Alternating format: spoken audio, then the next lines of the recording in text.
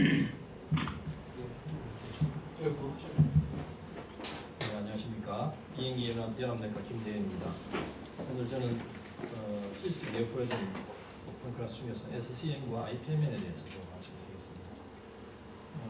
제가 말씀드릴 주제는 펜크라시스틱 네오프로젠이라고 얘기하기도 하고 보통 줄여서 PCN 또는 펜크라시스틱 리전 또는 시스틱 펜크라틱 리전 이렇게 이제 줄임말로 쓰기도 하거든요.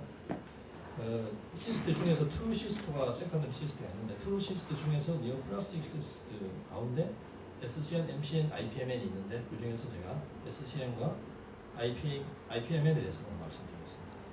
이제 펜크라틱 시스트 리전은 사실 뭐 초음파 소견이나 CT, MR 소견은 책에 찾아보면 다 있습니다. 그래서 이제 그 소견을 논하는 것보다는 오늘 이 시간에는 전체적인 어떤 췌장의 난성 질환에 대한 개요라든가 어떤 여러 가지 좀 이런 부분을 좀 이해를 하고 하시면 여러분 진단하는 데 도움이 될 것 같아서 그 부분에 대해서 조금 초반에 언급을 하도록 하겠습니다.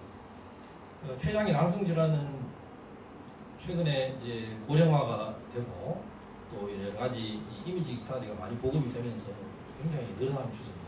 그래서 CT는 2.6%, MR 같은 경우에는 20%까지, 한편은 40% 정도 얘기하는 리포트도 있는데 상당히 증가되는 거고요.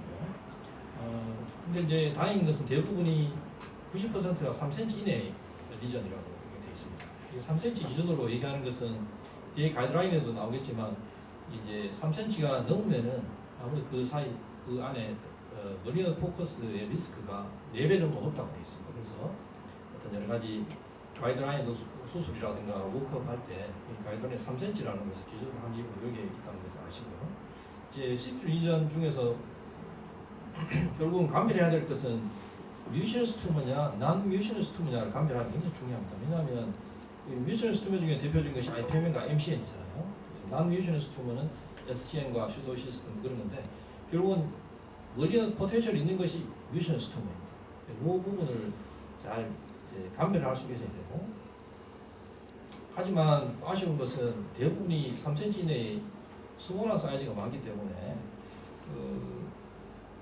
다행인 것은 이 스몰한 사이즈의 PCL은 오컬트 멀리넌스가 상대적으로 낮다는 것은 다행스러운 얘기지만 한편으로 보면 이 스몰 사이즈 PCL은 CT나 MR에서의 소견이 중복되는 부분이 많아서 예를 들면 뭐 SCN이나 IPMN이나 MCN을 구분하는 데 좀 애로사항이 있는 것 같습니다. 한계가 있는 건 분명한 것 같고, 그리고 IPMN을 예를 들면 IPMN 자체는 아주 스몰 사이즈라도 결국은 멀리는 트랜스포메이션을 할 수가 있는 것이기 때문에 반드시 추적 검사를 필요로 하는 그런 질환이 되겠습니다. 진단적인 면에서 보면 가이드라인을 보면 우리가 지금 공부하는 경복부 초음파는 빠져 있습니다. 결국은 MR과 CT, US 이 세 가지를 가지고 여러 가지 논하게 되어 있거든요. 하지만 여러 가지 연구를 보면 이 어떤 이미징 스터디의 다이그노스틱 액큐러시가 50% 정도 내외를 상회하고 있기 때문에 어떤 제한적일 수밖에 없다는 것이죠. 그래서 여러 연구자들이 결국은 이런 컨센서스 가이드라인이라는 것을 만들어서 제한된 어떤 여러 가지 여건 속에서 여러 가지 다학제적인 접근을 통해서 영상의학 전문의, 소화기내과 전문의, 서전 등이 다 서로 의견을 교환해가면서 이런 경우에 어떻게 조치를 팔로우하고 치료를 해야 될 것인지 결정하는 이런 과정을 보통 넘어가는 것 같습니다. 이제 우리 키 이미징 피처라는 것은 시스트의 사이즈 중요하고요. 넘버가 몇 개 되느냐, 그다음에 septum이 얼마나 있느냐 없느냐, 두꺼우냐 그리고 시스트 월 자체가 이넨스가 되느냐 안 되느냐, 뮤럴 모듈이 있느냐 없느냐 상당히 중요하고요. 메인 피덕트와의 커뮤니케이션이 있느냐 없느냐가 아주 중요한 인자가 되겠습니다. 특히 이제 앞선 강의도 말씀 나왔지만 메인 피덕트와의 커뮤니케이션이 되는 시스템은 슈도 시스템 아니면 IPMN이거든요. 결국은 이제 이런 경우에는 MRCP라든가 US를 통해서 좀 더 접근을 할 수가 있겠습니다. 그리고 일반적으로 시스트에서 멀리넌시를 시사하는 그 소견이 여러 가지가 있는데 뒤에 또 나오겠지만 가장 중요한 것은 솔리드 컴포넌트가 있느냐, 뮤럴 노드가 있느냐가 굉장히 중요한 것 같습니다. 그리고 시스트 월 자체가 이넨싱이 되느냐, 되느냐 안 되느냐 이게 가장 중요한 거예요. MCN에서 이 특징이고 IPMN의 경우에는 시스템 월의 월 자체가 아주 얇은 것이 특징이라고 되고요. 그다음 판크라 시스템 니어플로즘은 다른 어떤 부위의 니어플로즘보다는 이 데모그래픽 데이터가 굉장히 중요합니다. 그래서 환자의 나이와 성별이 굉장히 중요한 디덱스 포인트를 제공하는 것이고 예를 들어서 도터 리전은 얘는 SPT, 젊은 여성에서는 SPT가 그렇죠. 마더 리전은 MCN, 중년 여성에서 나오고 그랜드마더 리전은 SCN에서 나오는 것으로 있지만 사실 이것도 서로 중복되는 면이 없지 않아 있기 때문에 얼마 가지고 절대적인 기준을 볼 수 없습니다. 그 중에서 그래도 MCN의 경우에는 이제 그 엑셀리온 하방에 오바이안 라이크 스토마가 있는 여성에서 주로 많은 거기 때문에 남성에서는 거의 없다는 것이 많아서 MCN은 중년 여성에서 유포하는 그런 질환이라고 해서 알 수가 있습니다.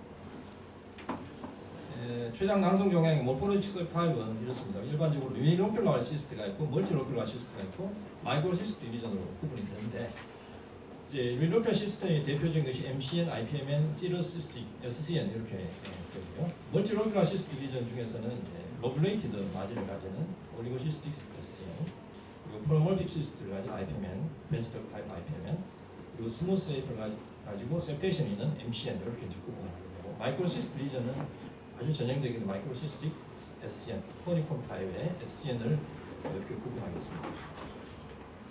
아직 깨끗하고 하나 단방성으로 있는 것이 유니로큘러 시스템이 되겠습니다. 이 모양이 이제 오늘 말씀드릴 중요한 내용이 되겠고요. 그런데 이제 가이드라인도 보면 대부분 CT, MR, EUS를 가지고 얘기를 하기 때문에 사실 우리가 공부하는 여기 오신 여러분들은 다 우리 경복부 초음파를 공부하시는 분이기 때문에 사실 이게 어느 정도 한계가 있을 수밖에 없습니다. 그래서 여기 보면 이 경복부 초음파에서의 췌장 질환의 발견의 어떤 역할에 대해서 논문을 제가 찾아봤는데 물론 오퍼레이트가 다르겠지만 일반적으로 테일의 병변은 찾기는 상당히 어려운 게 있고 넥과 바디에는 상당히 좀 비교적 많이 찾을 수 있는 것으로 되겠고요. 또한 멀티베리어 어널리시스를 보면 이 사이즈가 더 중요합니다.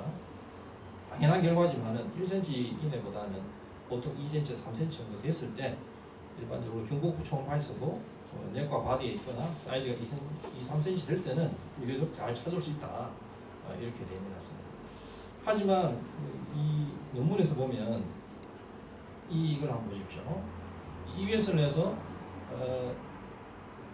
팽클 테일에 3.8cm 정도의 되는 시스틱 리전을 발견을 했는데 실제로 이 환자는 경복부 초음파에서는 테일의 병변을 잘 발견을 못했다고 합니다. 이 정도로 큰데도 물론 이게 좀 의심되긴 하지만 그래서 어떤 테일에 있는 병변은 사실은 우리가 경복부 초음파로서는 상당히 한계가 있는 것은 분명한 것 같습니다. 그래서 뒤에 나오게 될 EUS를 우리가 많이 활용을 하는데 그러면 EUS에 비해서 경복부 초음파가 어떤 차이가 있는가를 잠깐 보게 되면 이제 피덕트의 확장은 거의 비슷한 것 같습니다. 그런데 EUS에 비해서 경복부 초음파가 조금 어떤 이출이 떨어지는 것은 시스트 월의 티크닝이나 septal 월 티크닝 또는 솔리드 컴포넌트, 뮤랄 모듈의 경우 또는 메인 덕트와의 커뮤니케이션 이 부분은 경복부 초음파에서는 아무 한계가 있는 거고 EUS가 훨씬 더 정확한 것으로 이 부분 아까 이재준 선생님께서 말씀하신 내용이니까 무슨 이제 EUS를 통해서 플루이드 어널리시스를 많이 하거든요. 그래서 그 중에서 이제 뮤코스가 있느냐, 뮤신이 있는지 보는 그걸 바로 스트링 사인이라고 보통 얘기하는데 이제 뽑아가지고 손으로 이렇게 쭉 펴보면 이게 1cm 이상으로 좀 늘어난다든가 아니면 1초 이상 동안 안 떨어지고 있으면 이걸 스트링 사인 파스틱이라고 얘기합니다. 그래서 이 경우는 보통 뮤신을 스톰, IPMN이나 MCN으로 나왔고 CA 검사에서 192를 컷오프 밸류로 잡아볼 때 MCN, IPMN이 가능성이 많다고 되어 있고 SCN 경우는 CA가 5 이하 많다고 되어 있습니다. 물론 아밀라제는 이제 슈도시스트라든가 IPMN이 더 많이 올라가는 그런 파라메터가 되겠습니다. 지금까지 제가 대략적인 내용을 말씀드렸고 이제 SCN에 대해서 잠깐 설명을 드리도록 하겠습니다. SCN은 병리학적으로 보면 구성하는 epithelial 셀 자체가 글라이코젠 리치 epithelial 셀로 구성되고 싱글 레이어 큐보이달 셀로 구성되어 있는 것 같습니다. 그래서 거기서 시러스 플루이드가 분비가 돼서 시러스 플루이드가 차 있는 그런 상태를 얘기하고요. 특징적으로 한쪽에 센트럴 파이브러스 스카라는 것이 있는 것이 이제 특징이었습니다. 파이브러스 스카는 하이럴리제이션 된 셀이 별로 없는 파이브러스 티슈로 구성되어 있고 거기에 의해서 이제 칼시피케이션이 동반되기 때문에 센트럴 칼시피케이션을 우리가 SN의 특징적인 소견으로 이제 얘기하고 있지 않습니까? A 젠더를 보게 되면 그랜마 리전이라고 해서 보통은 피메일이 70% 이상, 나이는 60세 이상에서 잘 나오는 것으로 되어 있습니다. 생기는 위치는 보고마다 조금씩 다른데 헤드, 바디, 테일에 어디 골고루 위치하는 걸로 되어 있고 어느 한 곳에 집중되지는 않는 것 같습니다.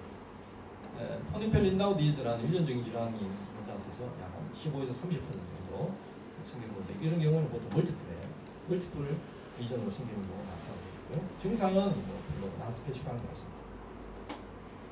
시스 플루이드는 아까 말씀드렸다시피 CA가 좀 낮은 것이 특징이고 뮤션은 높고 이런 상태가 되겠습니다. 그래서 CA는 거의 머리는 트랜스포메이션을 거의 하지 않지만 한 0.1에서 1% 정도는 현수로 진행하는 것으로 되어 있고 고전적으로 이제 여기 파란색으로 표시된 것은 SCN을 나타내는 전형적인 소개인데 멀티로큘레이티드 마진이 로베이션 되어 있고 멀티로큘레이티드 시스틱 매스로 구성되어 있는 리전이어서 센트럴 스텔레이트 스카와 칼시피케이션을 동반하는 리전이다. 이렇게 이해하시면 되겠습니다. 이제 몰포로스 패턴이 여러 가지가 있는데 지금 보면 주로 여러 개 중에서 이걸 현재 많이 이제 사용하는 것 같습니다. 그래서 가장 흔한 것은 마이크로시스틱 타입이고요. 흔히 말하는 허니콤 패턴 이렇게 보는 것이 가장 흔한 겁니다. 그 외에 마크로시스틱 타입이라고 해서 마크로시스틱 타입은 시스트 각각의 사이즈가 2cm를 넘는 경우를 얘기하거든요. 마크로시스트 타입은 다시 멀티로큘라 타입과 리뉴로큘라 타입으로 구분할 수가 있고 믹스트 타입도 있을 수 있고 시스트가 거의 보이지 않는 솔리드 타입으로 보이는 경우도 있습니다. 예전에는 올리고시스틱 타입이라고 얘기하는 적도 있습니다. 지금도 그렇게 얘기하긴 하는데 올리고시스틱은 시스트 사이즈가 아니고 개수가 2개에서 6개 사이를 올리고시스틱 타입이라고 얘기하죠. 이건 예전 자료인데 여기 보면 이때는 이렇게 폴리시스틱, 허니콤, 올리고시스틱으로 구분했습니다. 폴리시스틱은 마이크로시스틱을 아마 얘기하는 거고요. 이것이 70% 정도 가장 흔한 소견이 되겠습니다. 센트럴 칼시피케이션이 있고 허니콤 패턴은 거의 마이크로시스틱, 폴리시스틱 패턴과 거의 비슷한데 전체적으로 사이즈가 1cm 이내인 시스트가 뭉쳐서 벌집 모양으로 보인다고 해서 허니콤 패턴이라고 보통 얘기하는 것입니다. 올리고시스틱은 이제 시스트 사이즈가 개수가 2개에서 6개 정도 되는 것을 얘기하고 이것은 10% 이내인데 이제 보통 센트럴 스카가 없는 것이 특징이고요. 이런 경우에는 사실 IPM과 MCM과 감별하는 것이 상당히 어려운 것으로 되어 있습니다. 하나씩 보게 되면 마이크로시스틱 타입은 이렇습니다. 이렇게 멀티플하게 마진이 로베이션이 되어 있고 안쪽에 2cm 이내의 시스트가 6개 이상으로 이렇게 뭉쳐져 있는 것이고 안쪽에 보면은 이제 이렇게 셉테이션이 각각의 시스템은 셉테이션으로 해서 구분이 되어 있고 이 셉테이션 자체가 모여져서 센트럴 스텔레이트 스카를 형성하는 30% 정도에서 이렇게 보이는 경우가 많다. 그래서 특징적으로 P덕트와 커뮤니케이션을 없는 것이 특징입니다. 이렇게 나타나는 것이 가장 흔한 형태가 되겠습니다. 이것은 이제 EBS 사진인데 우리가 흔히 공급 초음파에서도 비슷한 소견을 볼 수 있는 것 같습니다. 허니콤 패턴은 마이크로시스틱 SCM과 거의 비슷한 형태인데 이제 여기 시스트 사이즈가 워낙 작고 해서 초음파에서는 거의 에코제닉하게 보이는 경우가 많은데 이렇게 보입니다. 자세히 보시면 이제 시스트가 아주 작고 시스트에서 그 포스핏 인핸스먼트가 있으니까 결국은 에코제닉하게 보여요. 솔리드한 튜머로 나타나는 경우가 있다고 되어 있습니다. 근데 CT를 찍어보면 센트럴 칼시피케이션이 동반된 그런 경우를 볼 수가 있고 실제로 이런 형태로 패톨로지는 이렇게 보인다고 되어 있습니다. 그래서 이제 여기 구글에서 나온 사진인데 마이크로시스틱 타입의 SCN은 이렇게 보입니다. 전형적으로 허니콤 내지는 마이크로시스틱은 자세히 보면 아주 작은 시스트가 뭉쳐져 있고 어떻게 보면 이것은 거의 솔리드한 툼으로 나타나고 보이는 경우도 있습니다. 이렇게 보이는 것이 SCN의 마이크로시스틱 타입의 특징이고, 경우에 따라서는 컬러 토폴을 보면 굉장히 마진 쪽이나 안쪽 세품 쪽으로 바스큘레이트가 상당히 심화되어 있는 경우도 볼 수 있다고 되어 있습니다. CT에서는 보면 이넨스를 내보면 세품 쪽이나 마진 쪽으로 이넨스가 되는 것이 특징이고, 또 센트럴 칼시피케이션 이걸 보는데 CT가 도움을 받을 수가 있고, 이제 MR이 사실 CT보다 훨씬 더 애매한 경우에 도움을 받을 수가 있습니다. 그래서 MR은 T1에서는 노 시그널로 보이지만 이 T2를 해보면 멀티플한 마이크로시스트가 이렇게 하이 시그널로 보이기 때문에 이제 MR T2 사진에서 마이크로시스틱 MCN에 내지는 허니콤 패턴을 저명하게 관찰할 수 있는 것으로 되어 있습니다. 다음 마크로시스틱 SCN을 잠깐 보게 되면, 마크로시스틱은 10%를 차지하는데 이제 사이즈가 시스트의 각각 사이즈 2cm 이상 되는 것을 얘기하고요. 유니로플라 내지는 멀티로플라로 이렇게 구분할 수가 있는데, 특징적으로 마이크로시스틱 패턴에서 보는 센트럴 스텔레이트 스카가 없는 것이 특징이기 때문에 마크로시스틱 타입의 SCN은 사실 MCN과 그 다음에 브랜치덕 IPM과 구분이 상당히 어려운 것으로 되어 있습니다. 물론 MCN은 컨투어가 스무스하고 SCN은 유니로플라라도 자세히 보면 마진이 로블레이션이 되어 있는 것이 특징이고요. 브랜치덕 IPM에는 P덕트와 메인 P덕트와 커뮤니케이션이 있는 시스트라는 것을 가지고 감별을 할 수는 있겠습니다. 솔리드 베리언트도 있는데요. 이것은 이제 시스틱한 부분이 전혀 보이지 않는다고 되어 있습니다. 그래서 셀 자체가 네스트를 형성하고 있고 그 사이사이에 이런 파이브러스 밴드가 구성되어 있어서 이렇게 보면 거의 솔리드한 투머처럼 보이고, 이런 경우에는 CT를 찍고 이넨스가 아주 잘 됩니다. 그래서 뉴로 엔도크라인 투머와 거의 비슷한 형태로 이렇게 이넨스가 잘 되는 이런 형태로 나타나는 형태로 있는데, 이것은 아주 드문 것으로 되어 있습니다. 지금까지 제가 SCN에서 말씀드렸는데, 결국은 이런 유니로큘라 판크라티시스트가 생각보다 우리가 많거든요. 많은데 이 데피니션을 잠깐 보게 되면 인터널 셉타나 솔리드 컴포넌트나 센트럴 시스템을 클래시피케이션이 없는 단방성의 낭중을 이제 이게 데피니션으로 갖고 있고, 이제 슈도시스트가 가장 많은 것으로 돼 있고, 그 외에도 IPMN이라든가 SCN, MCN도 다 이게 해당될 수가 있는데, 사실은 아까 서두에서 말씀드렸다시피 뮤시너스 튜머와 난 뮤시너스 튜머를 구분하는 것이 상당히 어렵지 않습니다. 그래서 이런 어떤 구분 기준으로 하지만은 그나마 다행인 것은 3cm 이내의 유니로큘라 시스트는 비나인의 가능성이 상당히 많다고 이렇게 되어 있어서, 물론 여러 가지 US FNA까지 해서 확인해 봐야 되는 경우도 있지만 대부분 3cm 이내는 그렇게 크게 신경을 쓰지 않아도 된다 이렇게 되어 있습니다. 예전 보고인데요. 우리가 시스트 3cm 이내의 시스트를 과연 어그레시브하게 얼마나 트리트를 했느냐 이제 그거에 대한 논문인데, 보면 이 논문에서 보면 물론 지금이 아니고 한 15년 전 거니까 지금하고 약간 좀 얘기가 다를 수도 있는데, 그 당시에 보면 유니로큘라 시스트가 어떤 비나인을 시사하는 게 한 97% 정도 되더라고요. 실제로 유니로큘라 시스트이고 3cm 이내라면 어그레시브하게 치료를 안 해도 추적 관찰해도 되는 것으로 얘기를 하고 있었습니다. 실제로. 이제 유니로큘라 SCN은 이렇습니다. SCN 중에서 이제 유니로큘라 시스트로 보이는 경우에는 이렇게 보이는데, 자세히 보시게 되면 마진이 로블레이션이 좀 돼 있는 것 같습니다. 스무스하지 않고요. 이렇게 보이고, 안쪽에 셉테이션이라든가 솔리드 컴포넌트 같은 것이 없고, MRGP를 찍어보면 P덕트와의 커뮤니케이션이 없는 것이 특징이 있습니다. 그런데 사실 이 유니로큘라 SCN이라도 MCN과 사실 감별이 어려운 경우가 많거든요. 그래서 이제 어떤 이 한 논문에 보니까 이런 걸 있더라고요. 그래서 타입 1, 2, 3를 구분해서 이 두 가지를 구분하는 것을 한번 배워하는 걸 보니까, 일반적으로 우리 전형적인 허니콤 패턴의 시스트는 SCN을 시사하지 않습니다. 이런 경우에는 시스트 파티션 10개 이상 된 것은 이제 얘기하는 것이고, 레티스트 시스트라고 해서 격자형으로 이루어가는 시스템인데 여기서 4개에서 9개 정도 파티션 있는 경우를 얘기하는데 타입 3는 라운드한 시스트, 그러니까 MCN에서 뒤에 보는 라운드 시스트를 얘기하는 것 같습니다.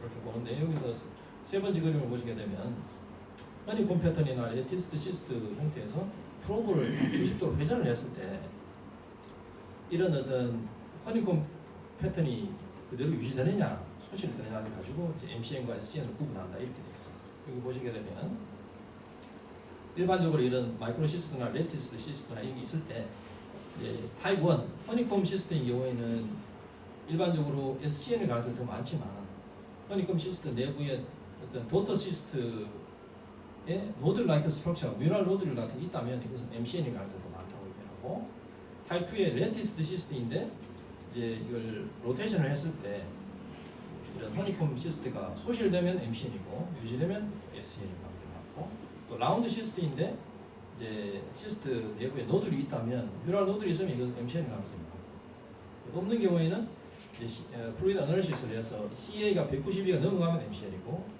그 이하면 SCN이 가능성이 많다. 이렇게 해서 이제 도표를 만들어서 좀 프로 차트를 만드는 경우가 있을까. 이건 참고로 해도 될 것 같고요. 그래서 결국은 이제 SCN은 대부분 비나인이고 멀리너 트랜스포메이션을 하지 않는 질환인데 그럼 수술을 해야 되는 경우가 있을 수 있습니다. 그래서 이제 여러 가지 종합해 보면은 이것 때문에 증상이 있다면 수술해 주는 게 맞습니다. 특히 헤드에 있어서 뭐 CBD를 업설충 한다든가 때문에 존디스가 온다든가 이런 게 있으면 수술해야 될 것이고요. 사이즈가 일반적으로 4cm가 넘어가면 수술을 해주는 것으로 되어 있습니다. 왜냐하면 일반적으로 스피크가 작으면은 1년에 사이즈가 한 4mm 정도 증가되는 반면에 4cm가 넘는 SCN의 경우에는 1년에 2cm 정도까지 커질 수 있다고 되어 있거든요. 그래서 이런 것 때문에 일반적으로 증상이 있고 크기가 4cm 이상이 되면 수술해 주는 것이 맞고 그 외에도 진단이 조금 불충분한 경우만 불확실할 때는 수술해가지고 패톨로지를 확인하는 것이 좋은 것으로 되어 있습니다.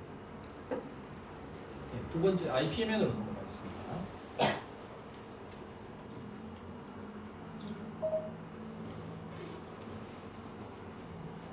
IPMN은 여기 그림에 보시다시피 이런 메인 피덕트가 있고 메인 피덕트와 늘어나거나 아니면 메인 피덕트와 연결이 있는 사이드 브랜치에 덕트가 늘어난 시스템을 얘기하는 것이고 그게 이제 가장 앞선 MCN과 SCN과의 구분이 되는 그런 소리가 되겠습니다.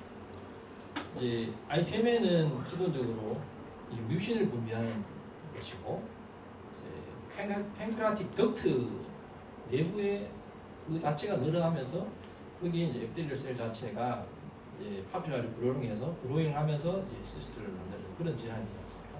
그래서 이것은 메인 항액 덕트나 브랜치 덕트가 늘어나는데 이것은 막혀서 늘어나는 것이 아니라 이 뮤신 분비가 많아지면서 그로 인해서 덕트가 늘어나는 업스트림 딜라테이션이 아니라 다운스트림 딜라테이션이 올 수 있다는 것이고요. 이제 과거에는 팜블 시스템 레플레이션 중에서 뭐 슈도 시스트가 가장 많다고 그랬지만 최근 연구를 보면 이제 IPMN이 가장 많은 것으로 되어 있습니다.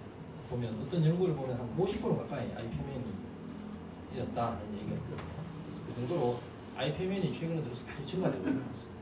개인적으로 저희 병원에서 거의 한 70~80%는 IPMN이 있는 것 같습니다.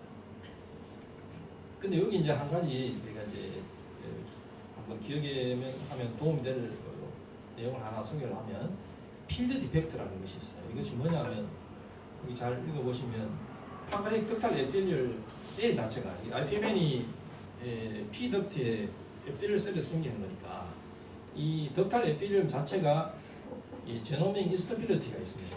그래서 전체 펜크라스 헤드에서 바디 TL까지 있는 덕트의 모든 셀은 디스플라스틱 체인지에 민감한 것으로 되어 있습니다.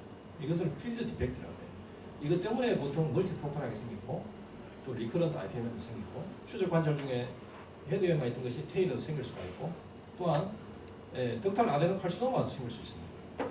이것이 이제 IPMN 시스트가 있던 그 위치 말고 다른 부위에 P덕트에 펜크라틱 덕탈 아데노칼시노마가 생길 수 있다는 것이 바로 이 필드 디펙트 때문에 생기는 것이고요. 실제로 이제 연구를 보면 5년 동안 출력해 보면 이 IPMN 환자에서 컨코미턴트한 아데노칼시노마가 2에서 8% 정도 생겼다고 이 정도로 이제 증가가 있기 때문에 사실은 이 아이페멘 환자가 진단되면 수술 않고 서베일런스를 한다 손 치더라도 이런 우리가 케이크가 충분히 보지 못하는 경북 초음파로는 한계가 있다는 것입니다. 그래서 반드시 추적할 때는 CT나 MR, EUS를 가지고 추적을 해야 하는 이유가 바로 이런 필드 디펙트가 이런 것이거든요. 이 IPM에는 팽택 칼시노마의 프리커서라고 생각하거든요. 자, 지금 판인과 IPM이 있는데 판인은 판크라틱 인트라 에피텔리얼 네오플라즘인데 보통 마이크로스코피가 그러니까 거의 IPM과 비슷한데 사이즈가 0.5cm 이내. 이것은 거의 육안적으로 보이지 않는 평면이고요. IPM에는 0.5cm 이상 되는 것은 이제 얘기하는 것으로 되어 있습니다. 그리고 이 둘이 이제 디스플라스틱 체인지가 있어서 판크라틱 캔서로 넘어간다 이렇게 되어 있죠. 이 껍질을 구성하는 세포에 따라서 게스틱 타입과 인텐셜 타입, 팬크로빌리얼 타입, 온코시틱 타입은 구분되는데 일반적으로 부분이 가장 많은 메인덕 타입은 게스틱 타입이 가장 많은 것으로 되어 있고 메인덕 타입은 인텐셜 타입이 더 많은 것으로 되어 있습니다. 이건 이제 예후가 더 안 좋고 게스틱 타입은 예후가 매우 좋은 것으로 되어 있죠. IPM에는 남녀 거의 비슷하게 생기고 60세 이상에서 생기고 상당히 많은 부분을 차지하고 메인덕트는 전체 중에서 약 한 15에서 20% 차지하는데 머리니트 리스크가 상당히 높은 것으로 되어 있습니다. 일반적으로 5mm 이상의 다른 폐쇄의 폐관의 폐쇄의 원인이 없이 메인 피덕트가 5mm 이상 늘어나 있는 경우를 이제 데피니션을 잡고 있고요. 이제 수술 케이스를 보면 수술에는 스페시멘에서 인베이시브 칼시노마나 하이그레이드 스페자의 확률이 한 61% 정도 되는 것으로 되어 있습니다. 반면에 브레인 덕트는 40에서 60%를 차지하는데 이제 서베일런스 중에서 보통 원리너스 리스크가 약 3% 정도 되는 것으로 되어 있습니다.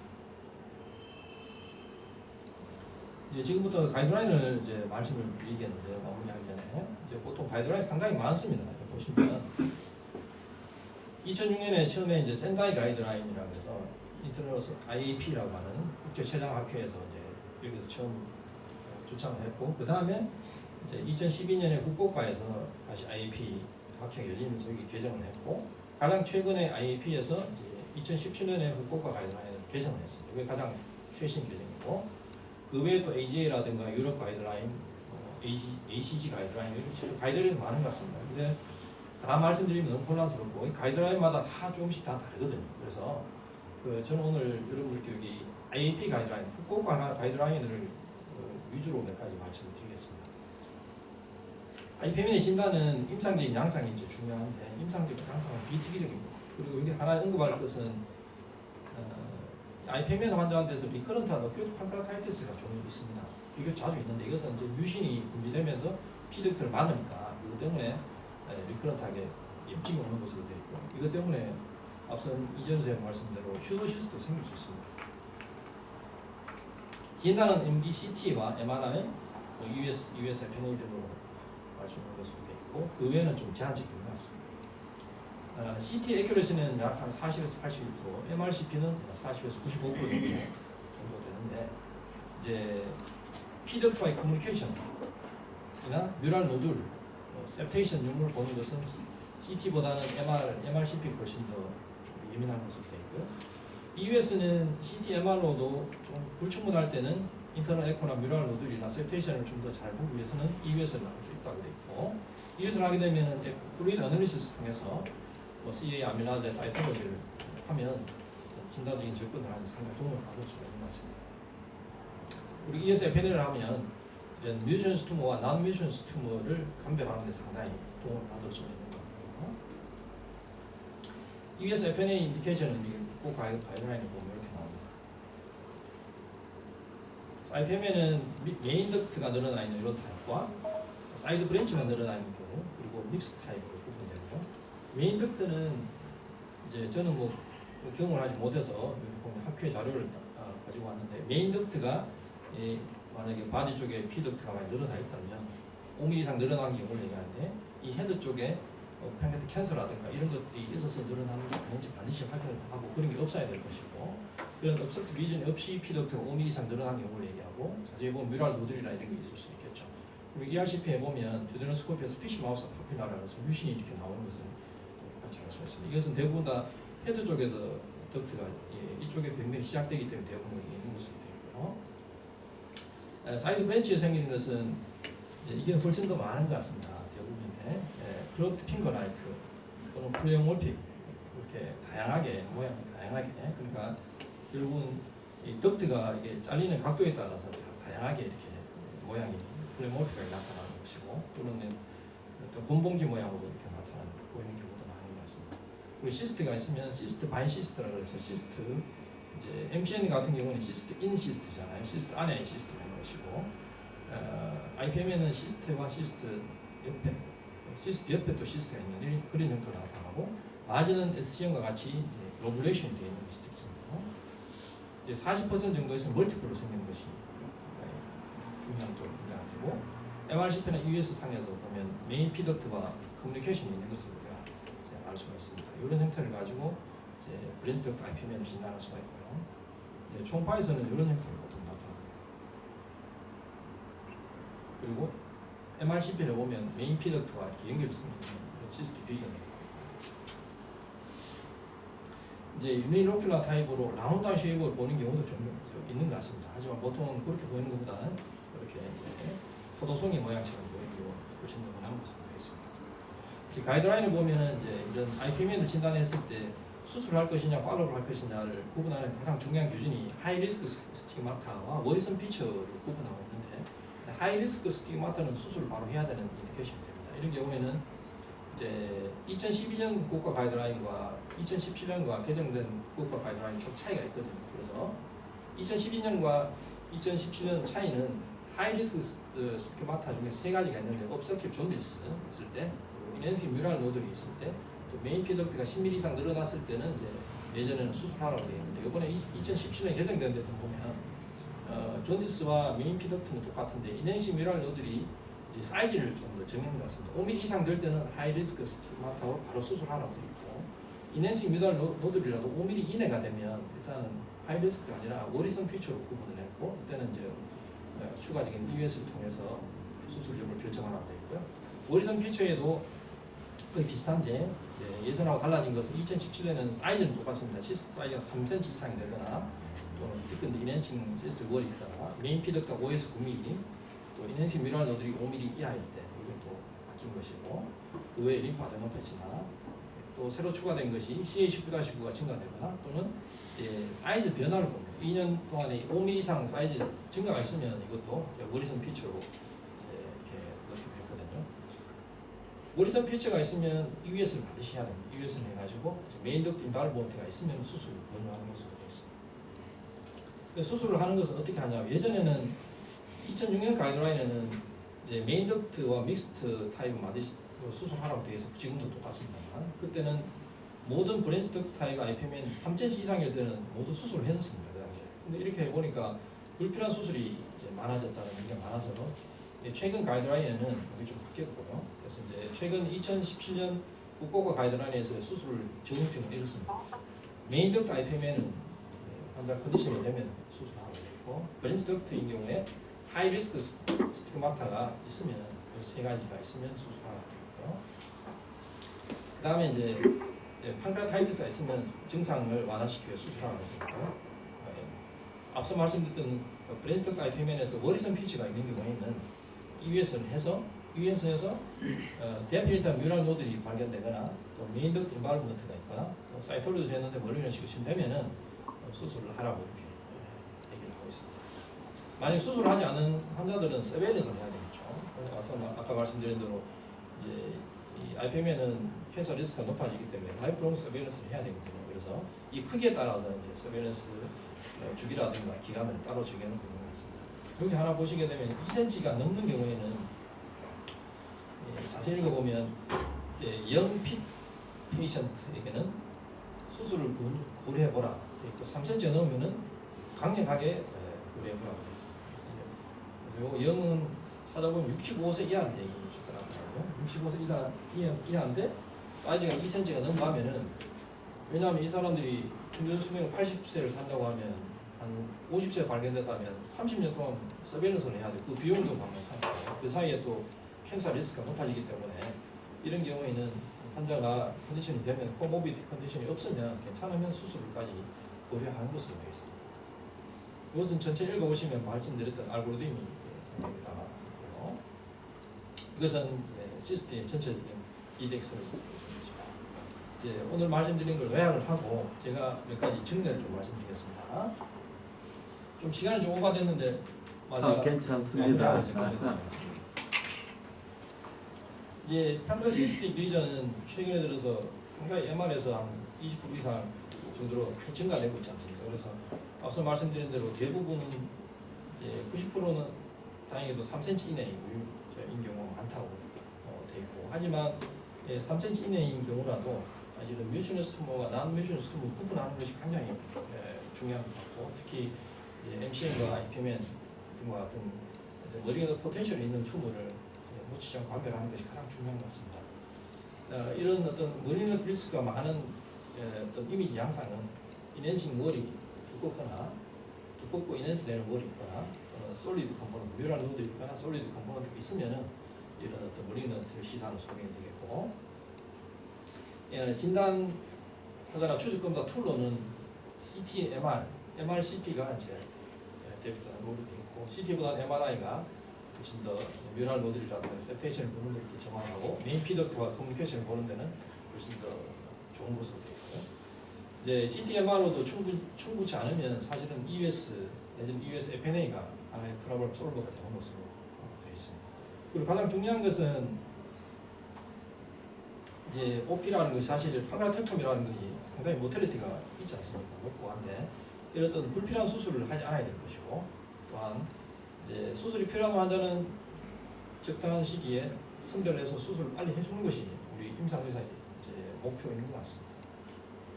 그리고 IPMN 자체가 이 SCN에 대해서는 사실 진단만 되면은 OP를 하는 인디케이션은 별거 없고 대부분 다 팔로우를 하지 않아도 된다고 되어 있지만 IPMN은 좀 다르지 않습니까? 그래서 메인 덕트는 수술하는 것이 맞지만 브랜치 덕트 IPMN은 아직까지 좀 컨트롤버시가 있는 것 같고 가이드라인마다 좀 차이가 있는 것 같아서 현재까지 후쿠오카 가이드라인을 위주로 해서 수술을 하거나 팔로우 서베일런스를 하는 것으로 되어 있습니다. 무엇보다도 IPMN 같은 경우에는 이 싱크러너스 또는 메타크로너스 판크라틱 덕탈 아덴노카시노마의 리스크가 상당히 높아집니다. 그래서 2에서 8% 정도 생기기 때문에 반드시 이제 전체 췌장의 전체를 다 보는 서베일런스 반드시 필요하다는 것을 여러분께서 꼭 알고 계셔야 되겠고 이를 위해서는 초음파만 가지고 절대로 팔로우를 하시면 안 된다는 것을 아시면 될 것 같습니다. 이제 디덱스 하는 포인트는 앞서 말씀드린 것처럼 중요한 걸 한번 언급을 하고 넘어가면 이제 이 췌장의 낭성 종양에서는 환자 에이지와 젠더가 굉장히 중요하다고 했지 않습니까? SCN은 고령 여성에서도 나오고요, MCN은 중년 여성, SPT는 젊은 여성에서 움직이는 것이고 이제 위치는 헤드, 의식의 플러스 바디 테일인데 특히 이제 MCN의 경우에는 바디 테일 훨씬 더 강하게 되어 있잖아요. 그로스 어피어런스는 MCN은 오렌지 라이크한 형태고 IPMN은 그레이프 라이크, SCN은 스폰지 라이크 내지는 허니콤 형태로 되어 있고요. 익스터널 마진은 MCN은 비교적 스무스한 마진을 가지고 SCN은 로레이션이 되어 있고 IPMN도 로레이션 되어 있지만 그건 튜브랑 길쭉한 곰봉지 모양으로 보인다는 것이 이제 특징이 되겠습니다.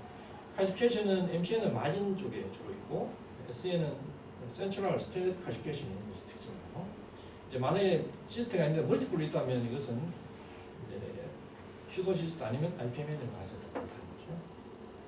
인터널 스트럭처는 MCN은 시스트 안에 이제 시스트가 있는 형태, 시스트 내부에 킥백이 있고 시스트가 있고 IPMN은 시스트와 시스트가 옆에 나란히 있는 것이 특징이 되겠습니다.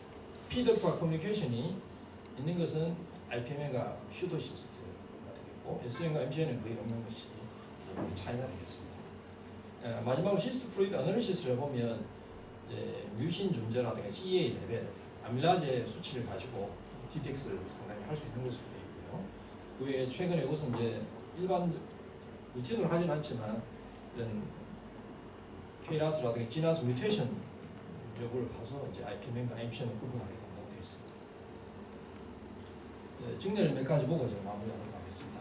이제 이것은 마이크로 시스틱의 허니콤 패턴의 SCN 양상인데 이것은 아주 전형적인 사이즈는 크지만 바디 테일에서 했던 허니콤 패턴의 SCN.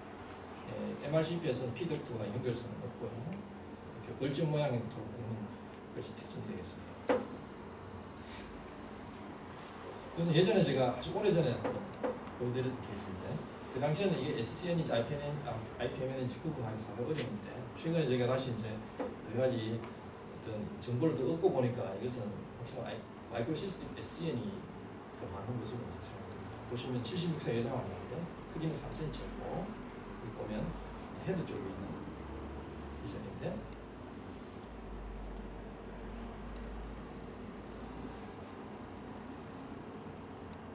깊숙이 있어서 시스템을 하고 있는데요. 보십시오.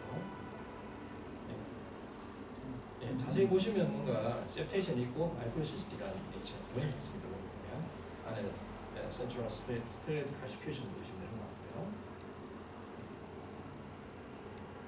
예전에 제가 그때 발표할 때는 IPMN도 의심할 수 있고 SCN도 의심될 수 있다 이렇게 말씀드렸더니 지금 보니까 IPMN보다는 SCN의 가능성이 훨씬 더 많은 것 같습니다. 보면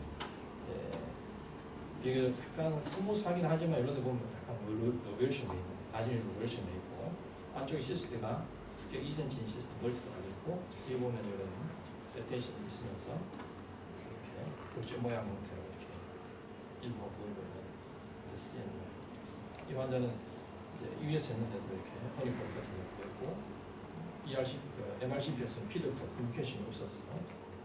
SCN 기준하에 있습니다. 여자 53세 환자인데 이 환자는 멀티플로 생겼던 브랜스컵 타입 IPM이고 가장 큰 시스트 사이즈가 2cm 정도 되었습니다. 보시게 되면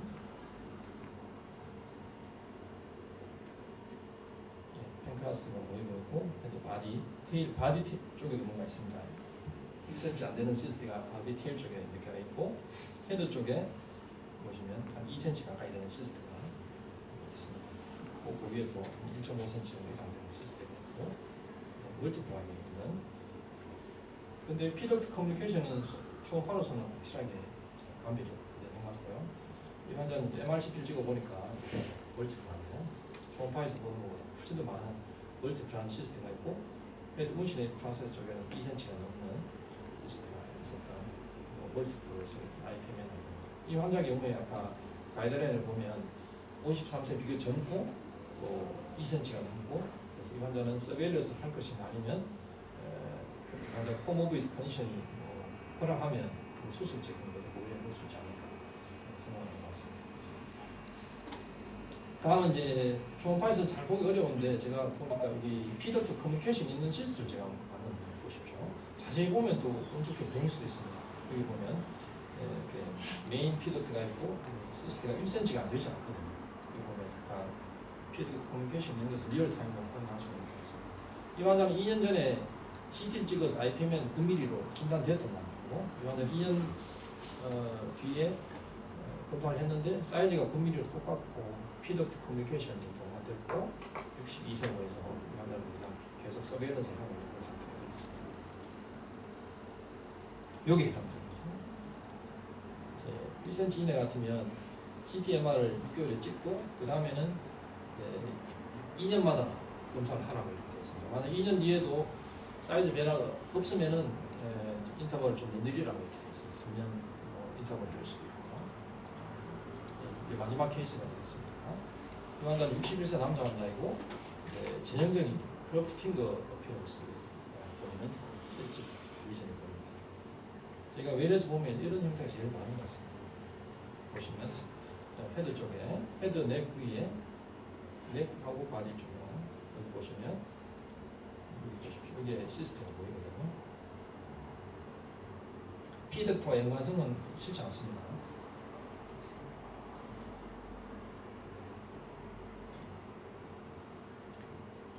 롱지튜디널 해서 보면 약간 뭔가 길쭉한 형태로 보입니다. 이렇게 길쭉한. 그리고 크로도플을 해보면 그쪽에 버스컬라이션이 없는 것 같고 하이 프리퀀시를 보게 되면 또 재미나요. 하이 프리퀀시로 롱지튜디널 스캐너에서 보면 네 부위겠죠? 넥 위에 이렇게 길쭉한 1.5cm 정도 되는 그런 핑거 라이크 어피어런스를 하잖아요. IPMN 전형적인 IPMN 모양. CT 투모 관찰되고 이 환자는 이제 가이드라인에 보면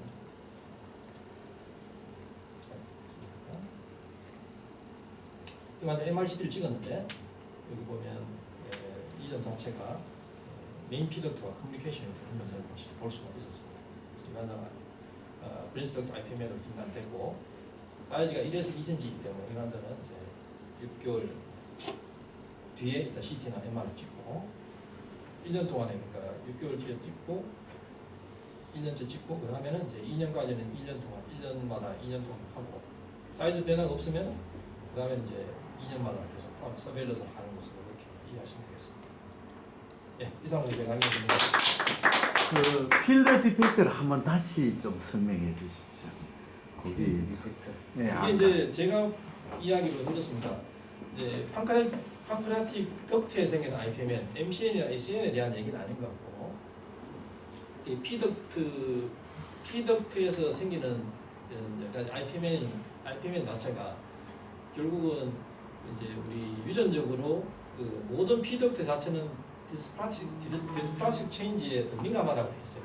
유전적으로 한번 생기는 사람은 그 헤드에 만약에 시스트가 생기더라도 그 환자 평생 팔로우하는 동안에 바디나 테일 쪽에도 또 똑같은 어떤 시스트도 생길 수가 있고 아니면은 시스트가 안 생기더라도 이제 덕탈 아데노 칼시노마가 덕트에 생길 수 있다는 거죠.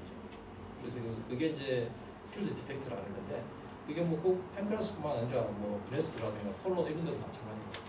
그런 데 생길 수 있다고 되어 있고 유전적인 어떤 취약성 때문에 생긴다고 되어 있습니다. 그래서 이제 이 IPMN 있는 환자들은 서베일런스를 하다가 IPMN 원래 있었던 IPMN 시스트만 보는 것이 아니라 그 외에 다른 바디나 테일 쪽에 있는 어떤 판크라스의 어떤 실질도 거기에서 생길 수 있는 IPMN도 생길 수가 있고 새로운 IPMN이나 아니면은 IPMN이 아니라 거기에서 바로 덕탈 안 되는 칼시노마가 생길 수 있다는 거죠. 생길 수 있기 때문에 그 부위를 같이 서베일런스 같이 해야 한다 이런 의미를 받아들입니다. 그 왜냐하면 그 최병인 교수님은 강의 전에 하신 게 판크레아 캔서가 생길 앞으로 조심해야 될 초음파 소견은 첫째는 P닥터가 3mm 이상 딜라테이션 됐을 때 그 다음에는 판크레아 시스틱 리전이 있을 때는 이 나중에 판크레아 캔서가 나중에 팔로우해서 확실히 다른 사람에 비해서 많다 하거든요.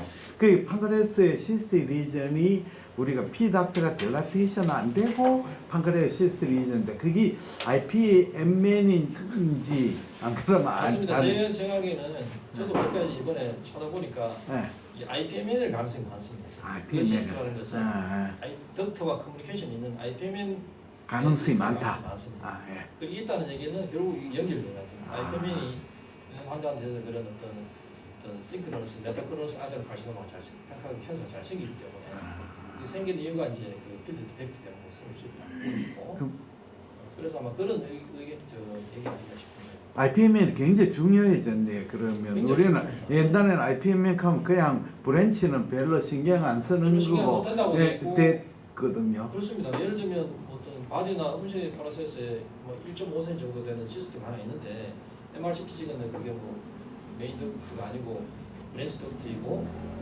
MRCP에서 뮤랄 노드도 없고 다른 게 없는데 그냥 그 경우에 사실 팔로우를 하지 않습니까? 6개월 1년째 팔로우를 하고 총 팔로우 그냥 사이즈 체크 그 부위만 사이즈만 계속 보다가는 다른 데 생기는 어떤 메타크로너스 판크라틱 캔서를 놓칠 수 있다는 것이죠.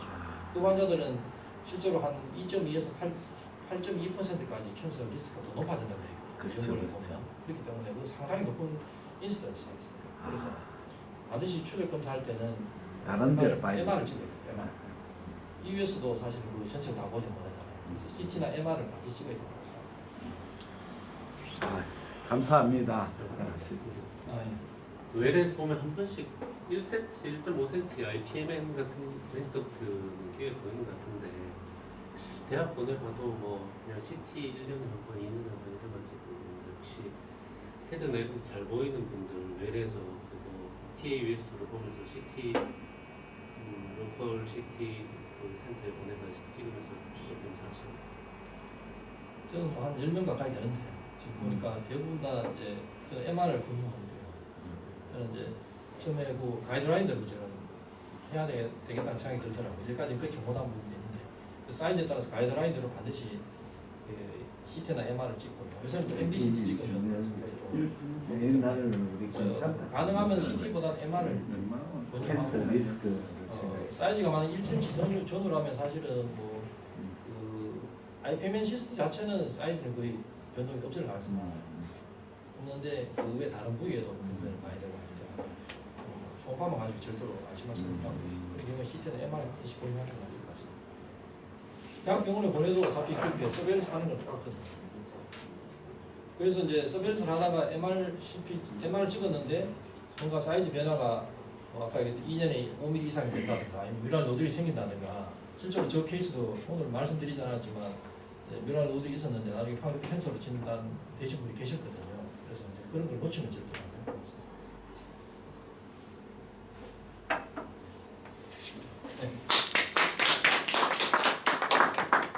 감사합니다.